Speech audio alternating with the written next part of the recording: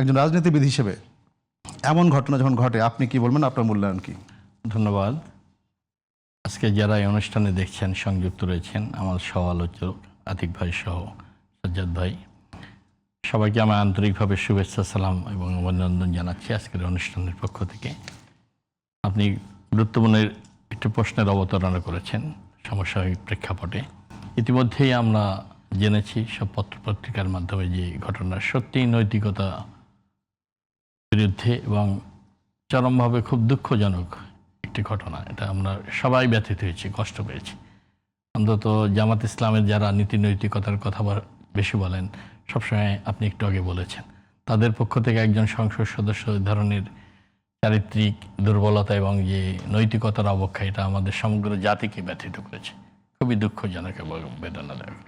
আমি মনে করি রাজনীতিবিদদের সারা পৃথিবীতে দেখুন, রাজনীতিবিদরা যখন রাষ্ট্র পরিচালনার সুযোগ পায়, তাদের যখন কোনো কেলেঙ্কারি থাকে, তারা কিন্তু তারপরে সেই রাজনৈতিক দলে দায়িত্ব পালন করতে পারে না, সরে যেতে হয় তাদের।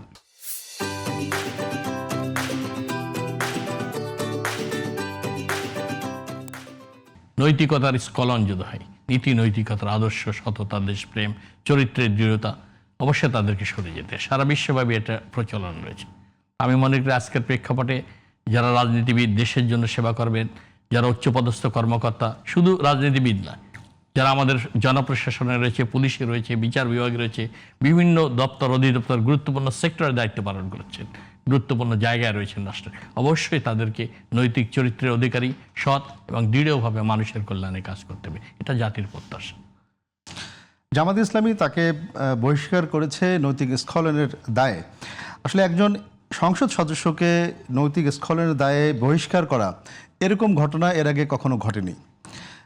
আসলে এই যে ব্যবস্থা না হলো, আপনি কি বলবেন যে এটি আসলে দেশের ইতিহাসে একটি কি নজির হয়ে থাকলো? না, জামাত ইসলাম তাৎক্ষণিকভাবে যে ব্যবস্থা নিয়েছে, এটা সঠিক সিদ্ধান্ত নিয়েছে। আমি মনে করি তারা ভালো করেছে।